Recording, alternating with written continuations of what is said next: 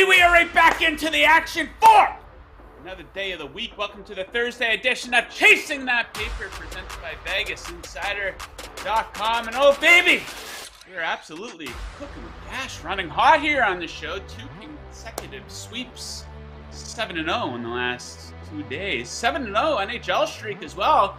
Gonna put both on the line here today. Big show today. Of course, Ian will be joining me in his traditional Wednesday spot. And in the second half of the show, very special guest from the Action Network, NBA writer Matt Moore, talking a little NBA, of course, along with his favorite plays for tonight. So let's bring in my first guest here, the second most provocative man in all of sports betting, senior editor over at VegasInsider. His team's in action tonight. Atlanta Falcons fan, Ian McMillan. Bringing back the Dirty Bird. Let's go! Like Big night! Like Big night tonight, Joe. Ian's got some moves there. I've been out to the bars with Ian a number of times, and he gets a little liquid courage on, and he takes over a dance floor. Absolutely. Okay, so Ian, I believe you're also running hot in the NHL. I saw a tweet go out earlier. Is it 9-1 care that you're on? 9-1 my last 10 NHL bets since Monday. So, yeah, riding hot in the NHL as well. Let's keep it going. Indeed. Okay, yeah, so we have NFL, NBA, NHL. Let's get right into the action here, Ian. Start us off. Thursday Night Football. You're picking against your Falcons here, right? You're going to take the Panthers on the money line?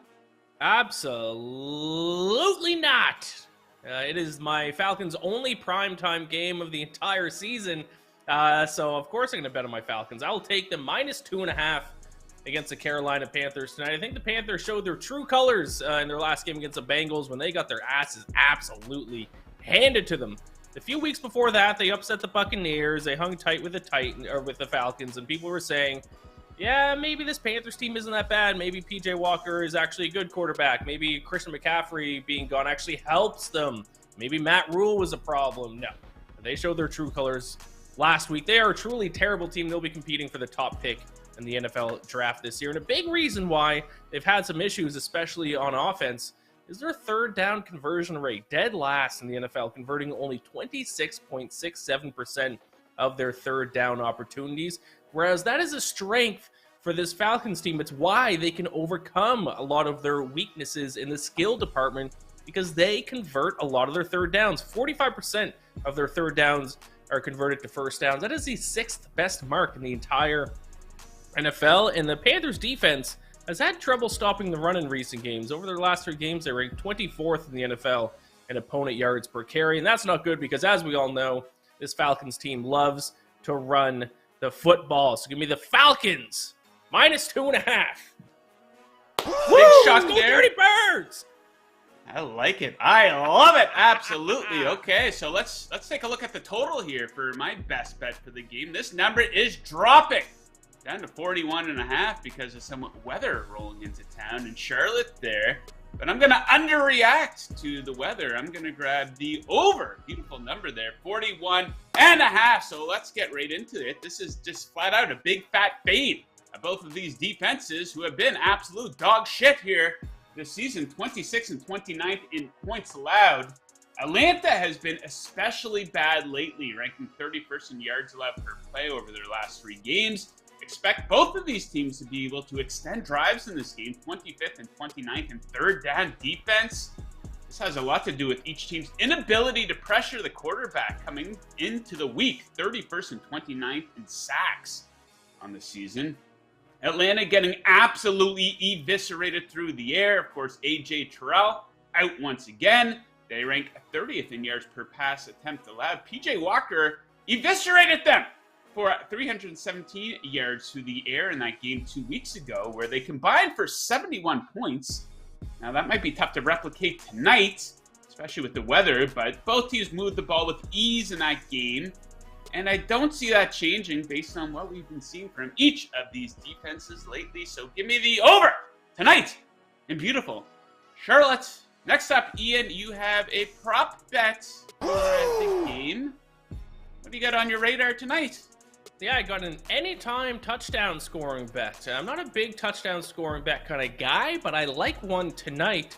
So let's roll with it. It is Tyler Algier, the Falcons running back, to find the end zone tonight at plus 195. I love the value on this pick.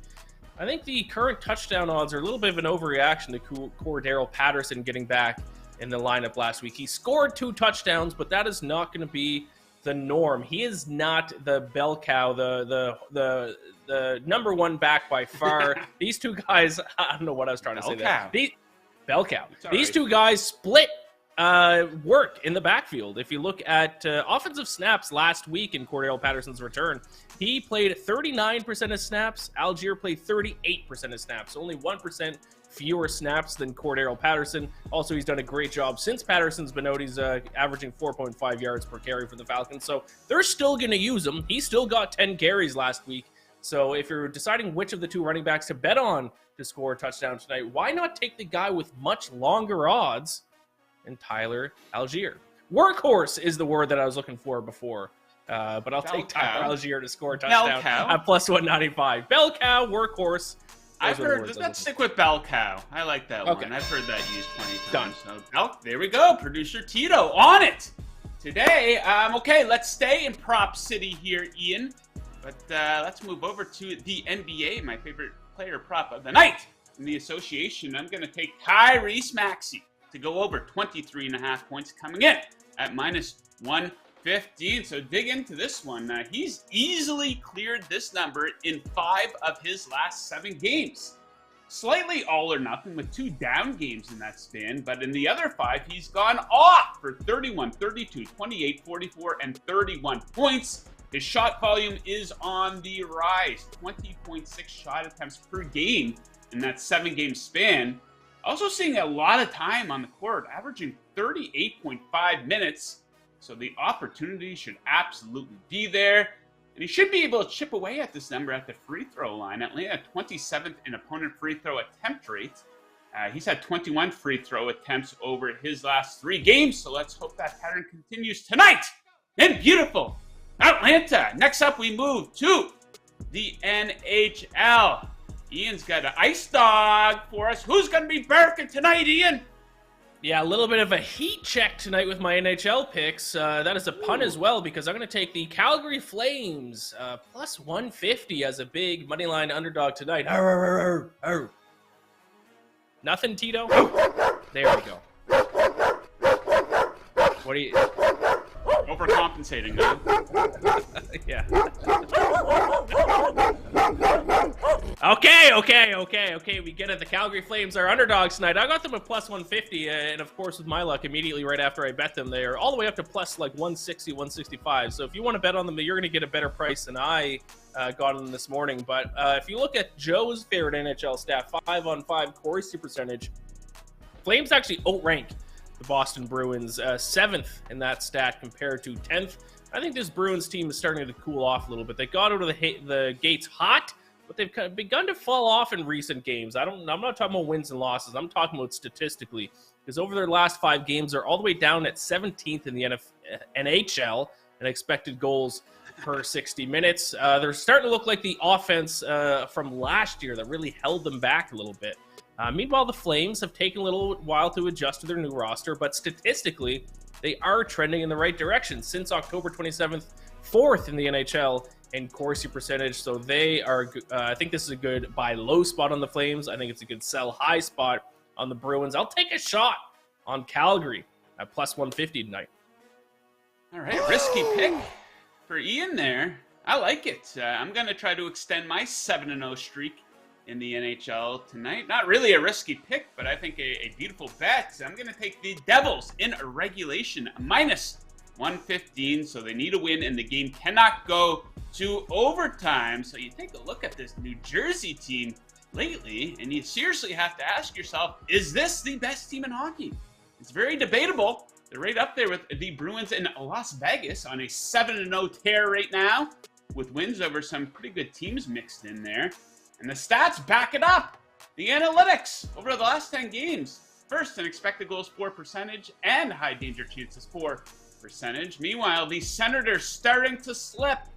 you know, they came into the season as a bit of a sleeper, got off to a good start. They come into this game, though, with 6 straight losses. Enormous gap defensively between these teams. Last 10 games, 2nd versus 26 in expected goals allowed, 1st versus 27 in high danger chances allowed, 1st versus 20th in shots allowed, all favoring New Jersey. And, of course, a big edge in net here, too. 13 goals allowed in the last 3 starts for Anton Forsberg of the Senators, a sub-900 save percentage on the season. Meanwhile, Vitek Vanacek, the pride of the Czech Republic, Ian, expected to be between the pipes for the Devils. 6 straight wins in his starts, 2 or fewer goals in 5 of those 6 games. Give me the Devils in 60, minus 115. All right, that is 6 picks from Ian and I. Guys, if you're watching on YouTube right now, please do me a favor. There's a like button right down there. Give that a click. I think right beside it or beneath it, depending if you're watching on your computer or on mobile, there's a subscribe button. Give that a little click there as well. Okay, Ian, we have to send Ian on his way a bit early today. He has a meeting with his parole officer that he has to get to, an appointment. I don't know what he's been accused of, so I won't say good luck. I'd like to do a little bit more research into that first. But Ian, a lot going on in the sports world, NFL, UFC, NHL, and you got a ton of content out there, your podcast, Bet-Sided. What do you have to plug for us today? Yes, Bacon Bets Podcast, NFL Week 10 episode is out, my best bet for every single NFL game. And also a bonus episode released this morning for UFC 281. I'll be there in attendance. There are 14 fights. I will have a bet on every single fight. So the bonus episode is breaking down my best bet for all 14 UFC 281 fights. And of course, Daily Bet Slip will be live again, 5 p.m. Eastern today, myself and Donovan Smoot. So check that out. Very good, Ian. All right, good luck with, or I shouldn't say that. You know, you have a meeting with your parole officer. Yes. So enjoy, I guess. And we'll see Ian tomorrow. He's going to be back for the Friday NFL show. So make sure you tune back in for that. Ian, we will see you tomorrow.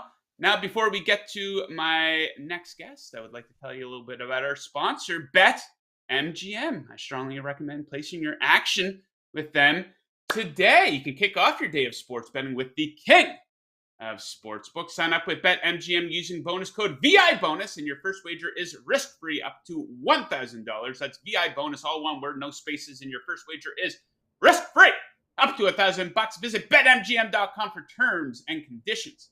You must be 21 or older. BetMGM, the king of sportsbooks. Bang! Bang! It's good! All right, next up, joining me on the program, making his debut here on Chasing That Paper. If you are a fan of the NBA, this guy is a must-follow on Twitter. His name is Matt Moore. He is an NBA writer at the Action Network, and you can follow him on Twitter at HP Basketball. There is the man right there. Matt, thank you very much for taking the time to join us today. Hey, thanks for having me, man. Glad to be on with you. I'm excited for those NHL bets, too. I'm making those as soon as I get off the show. Absolutely, yeah. Ian and I have been cooking. So usually when you promote that you've been cooking or that you've been doing really well, you end up embarrassing yourself and start losing streaks. So we'll hope that won't be the case here tonight. So Matt has some looks for the NBA, 4 games on the board. But Matt, before we get into those, I wanted to pick your brain here a little bit. So each team has is either at or across the 10-game mark of the season. So are there any players or teams that you've had a hard change of opinion on since the start of the season? I thought the Jazz might be okay. I did not expect them to be fucking good. I did not expect them to be like a really great team. I did not expect them to be as good as they have been. So that's definitely one that like you have to upgrade in your power ratings. The Wolves, I am trying to maintain. I feel like I'm the only person that's not trying to overreact. I feel like everyone's very anxious to bury the Wolves. I'm trying to be like, look, adding Gobert is a big deal, and it's going to take a little bit of time, and let's be a little bit patient here. But you got to downgrade them. I mean, they've been terrible, so had to downgrade them a little bit. In the power ratings, they're a team I definitely have gone the other way on.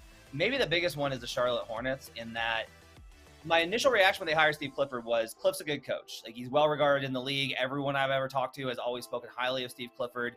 Oh, that sets a high ceiling. Then I looked at their roster and was just like, God, this thing is trash. And so, like, I had a small bet on them to have the worst record in the league, and like, that's not going to hit because, again, we go back to the first thing. I should have trusted the initial instinct, which is that Steve Clifford puts their floor so high, they're going to be pretty decent. So that's maybe the biggest change, is just that the Charlotte Hornets have moved from absolute dog shit to like, pretty mid. They're fine. They're okay. Yeah, I think a lot of people at the Utah Jazz, they trade their 2 best players, and you assume that they're tanking. It's going to be a loaded draft here. I'm kind of thinking Danny Ainge is up there watching the games. Settle down here a bit, guys. Fun start to the season, but going to hurt their stock in the lottery, perhaps. But, the season is still young. So I wanted to ask you about your handicapping process, Matt. Everybody's a little bit different. I'm a big stats guy. I got that stats.nba.com loaded up every single morning. I like to take a look at the game situation as well. Is the team coming off a loss? Are they in a back-to-back situation, divisional game, whatnot? But what's your first consideration when you go to handicap a game? What are you looking at? The numbers. So in my experience, trying to bet the NBA night by night, if you don't have a guiding post that gives you some sort of projection, I think it's going to be really tough. You can bet the spot, and there are certainly trends and conditions that will kind of help you get along there. But for me, I needed to build something that was going to give me an idea of what I think the numbers should be. So using some numbers from Synergy Sports that focuses in on half court and transition offense, because that's how I think of it. I cap at a very team level, because while players and talent are obviously the most important thing in the NBA, night by night in the regular season, a lot of it has to do with how you play. And so I focus in quite a bit on that. Get a number, take a look at what the difference in my number between the market is, then start to look at the spot, look at injuries, then look at the other factors, look at those kind of trends. I've kind of zeroed in that you can bet the number, you can bet the spot, or you can bet the team matchup. I used to bet a lot based off of that matchup. The matchup needs to be able to give you an even bigger edge. It needs to find you prop angles, those types of things. Because in the regular season, effort waxes and wanes so much that you can't really get there. Playoffs, I think, is where you can really zero in on the matchups and find edges there. But in the regular season, I think it's all about the number.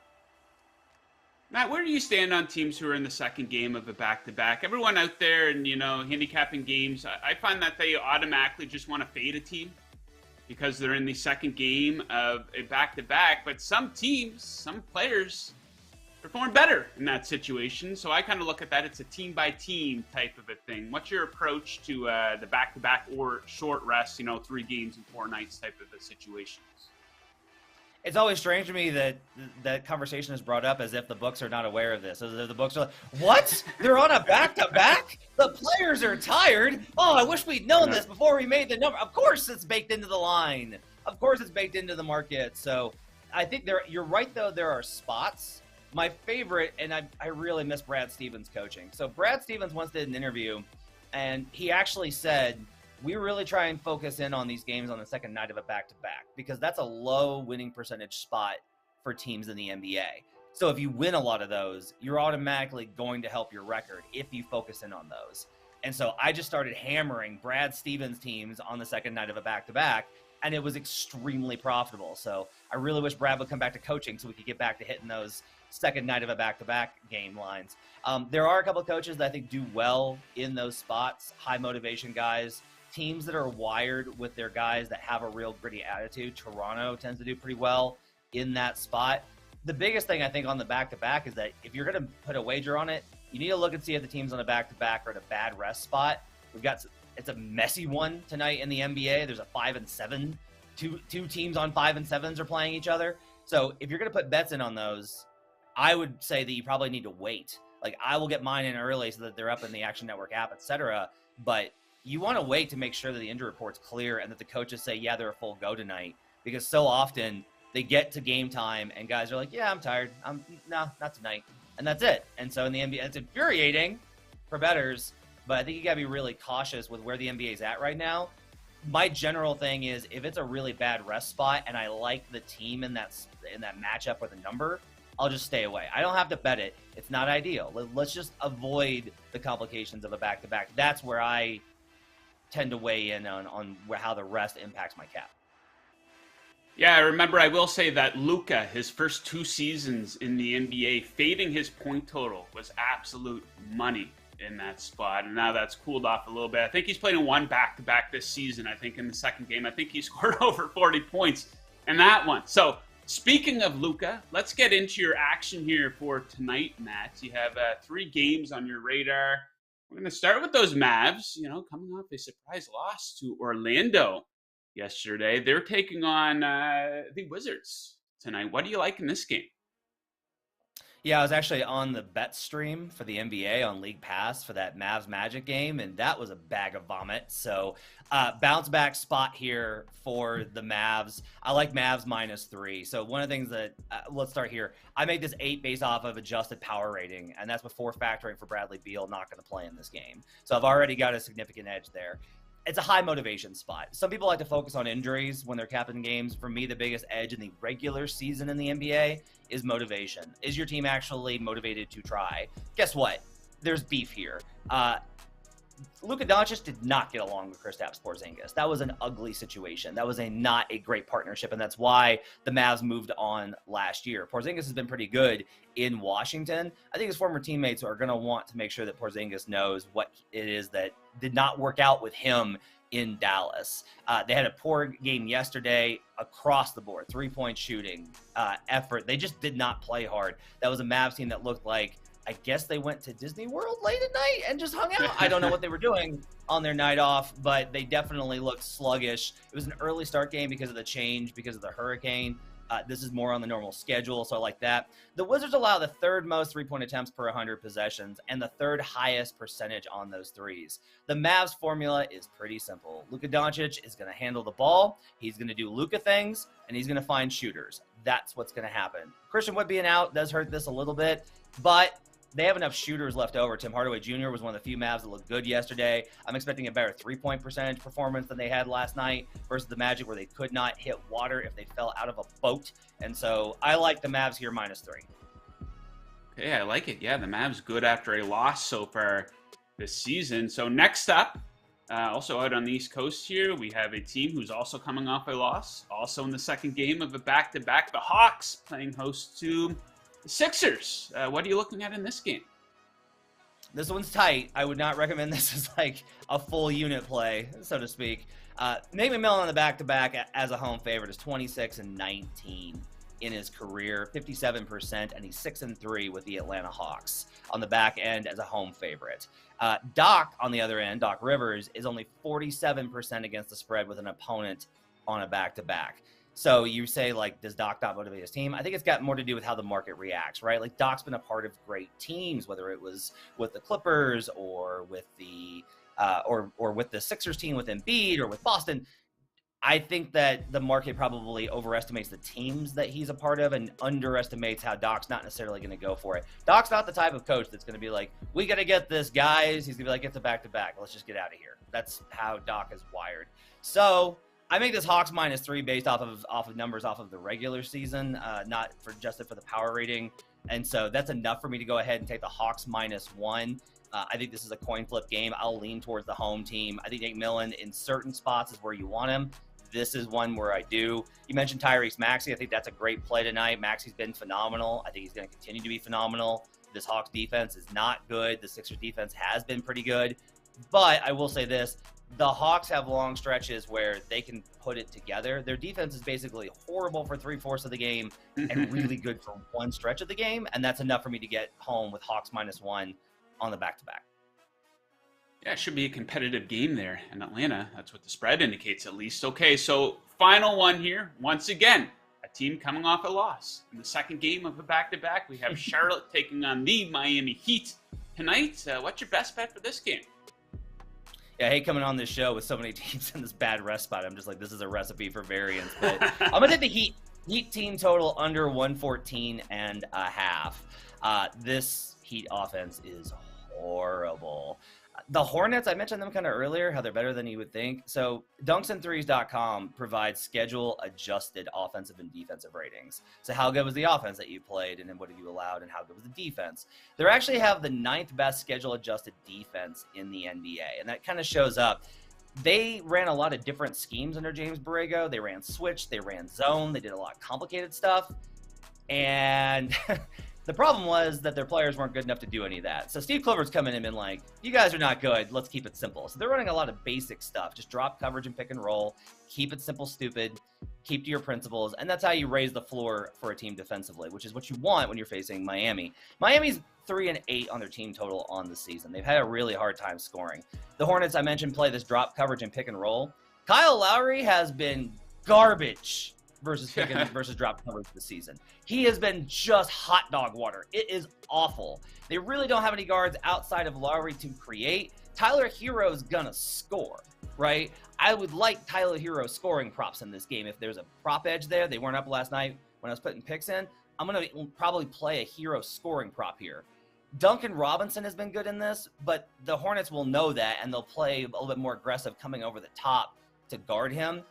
I can't have any faith that the Heat offense is going to be able to score 114.5, which is what this number was originally at. This is already down to 112.5. I still like it there. I don't think the Heat can get to 110 in this game. I think this will be an ugly, nasty, grinded out game. I'm not playing the Hornets on the spread. I don't know about their offense. No Gordon Hayward. That makes me nervous. No LaMelo Ball.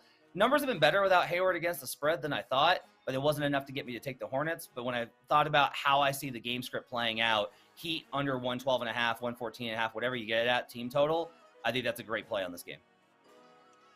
Yeah, I like those team total spots. That looks like a good fade of Miami. Miami's defense off to a sluggish start as well. And I was looking at Terry Rozier going over his 21.5 point total potentially. His shot volume is through the roof. Getting 20 shots up every game. Not really getting to the free throw line. You know, I don't like that too much if I'm going to take a point total prop. But yeah, something to look into. Okay, Matt, we won't take up any more of your time, but before we send you on your way, we know we can find you at HP Basketball on Twitter. You absolutely have to follow this guy. He's locked in like nobody else out there. Great follow if you're an NBA fan or NBA bettor. But what else do you have going on over at the Action Network that we can look forward to? Yeah, download the Action Network app. It's the best way for you to track your picks, get up the second information, and where the bets and money are coming in. Our media center's got all of our great podcasts. We got so much cool stuff out there. We got Green Dot Daily, a daily betting show. Set your agenda for the day. Sorts of great content. I'm host of Buckets, an NBA betting podcast. Tuesday, Wednesday, Thursday, we've got best bets. Mondays, we do awards, futures, focus in on those and recap the weekend's games. Fridays, we do Futures Friday, where we focus in on a future, doing that this afternoon with Brandon Anderson. So 5 days a week, NBA betting content. As soon as football is over, that's ramping up to probably 5 days a week of best bets. So make sure to check out the Buckets podcast, as well as giving this one the 5-star rate interview. Absolutely. Yeah, the Buckets podcast. We'll check that out. So, Matt, we thank you very much for joining us. We hope to have you back again, and we wish you good luck with your bets tonight. Anytime, man. Thanks for having me. All right, there we have it. One of the best in the biz right there, Matt Moore over at the Action Network. Make sure you follow him at HP Basketball on Twitter. Okay, guys, if you like what we do here at Vegas Insider, you are going to want to check out the brand new Vegas Insider app. Let me tell you a little bit about it. We've got up-to-date, easy-to-navigate odds for every major sport. We have all our latest shows, best bet videos, and podcasts, props, trends, futures, news, all on the Vegas Insider app. Download the Vegas Insider app right now on Apple and Android. Bet better with the Vegas Insider app. Okay, guys, before we send you on your way today, viewer picks. Quite a few submissions came in this morning. The guy said, I think at least one winner for us yesterday, maybe. I know Nathan Schreckengost was on the Penguins. They finally broke their losing streak. All right, Tito, let's rip through these really quick. First up, Third and Ben. Give this guy a follow. He likes the Rangers Red Wings under 6 minus 115. Both teams continue to trend well in expected goals allowed, 8th and 11th. Wings finding their way as a team defensively over the last couple of weeks. Strong goaltending matchup. Shesterkin versus Husso. Absolutely.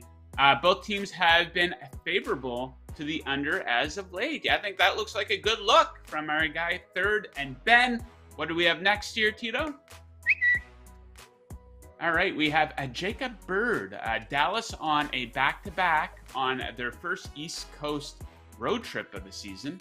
Lost to a Magic team, missing Banchero. Wizards plus 3.5 at home looks good. Yeah, he's going against... I kind of align with Matt.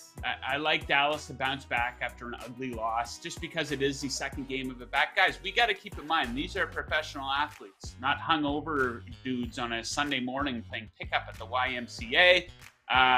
So, yeah, we thank you, Jacob, for submitting your pick there. What else do we have, Tito? Matty Puppy Sports. This guy's given us a lot of winners over the past couple of weeks, and he is on an NHL shots prop. He likes Nathan McKinnon over 4.5 shots. McKinnon has had 6 and 9 shots on goal in their 2 most recent meetings versus the Predators, of course, and the Avs 4-game sweep of the Preds in the playoffs last season. McKinnon had shot totals of 6, 8, 6, and 9. Yeah, I like that. The Avalanche, a bit of a Stanley Cup hangover, but McKinnon absolutely can light it up and put pucks on net on any given night. And we will wrap it up with our guy, Sean Mitchelson.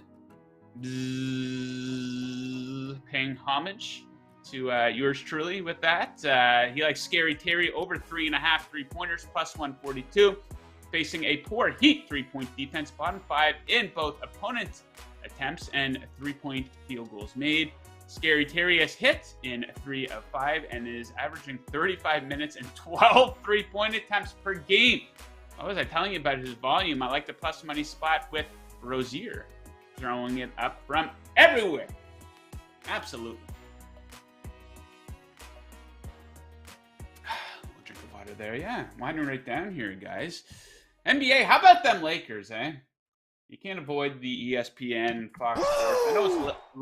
I know it's low-hanging fruit picking on the Lakers, but what do they have? 2 wins here on the season? Like, what's the excuse? You got LeBron James, who's still supposed to be a top 10 player in the NBA. I know Anthony Davis has fallen off, but you have a team like the Utah Jazz, whose best players are Lauri Markkanen and Jordan Clarkson, absolutely tearing it up. They're winning games. And I got to wonder about LeBron James, is he just going to close out his career with a bunch of lost seasons? Because he signed that extension. LeBron has always been he's always been really good with timing in his career, right? He gave the Cavs the first 8 seasons of his career. He figured out that, okay, they can't build a team around me. And he saw an excellent time where both him and Dwayne Wade and Bosh were all free agents as they link up. He sees the writing on the wall there. Into the 4th year, when Dwayne Wade's starting to fall off, he sees the Cavs starting to get better. He joins them, and that worked out pretty good. He once again saw the writing on the wall. He goes out to LA. You got to think LeBron's seeing the writing on the wall, but what are they going to do? Trade him for a bunch of second-round draft picks or something like that? Tito's saying LeBron never should have left Miami. I disagree with that. I like that he went to Miami. A lot of people hated the Big 3 era. I enjoyed it. It was drama, venom, like we've never seen before in the NBA. It was peak entertainment, in my opinion. Okay, guys, before we send you on your way, it is now time for today's Handicapper Heat Check. Presented by VegasInsider.com, your home for the best expert picks in the business since 1997. Today we recognize Scott Pritchard? Hold on here. I might have the wrong script here. I think Tito sent me the wrong script here. Is this on Tito or is this on me? No, the script he sent me says another name, but we got Scott Pritchard here. 4 wins in a row in the NFL. He's on a 21-4 hot streak, so we have more information about Scott and a discount you can have on his picks in the description below. That's your Handicapper Heat Check. Stay hot, bettors. Indeed. All right, guys. That's it. What was that? 9 total picks across the NFL, NBA, and NHL. We're going to be back tomorrow with a jam-packed show. Looking ahead to Sunday's NFL Week 10 games. We thank you very much for watching. Make sure you're following Vegas Insider on Twitter. Lots of good information there. So I wish you good luck with your bets tonight, unless, of course, you are fading us. And as always, keep chasing that paper. Woo!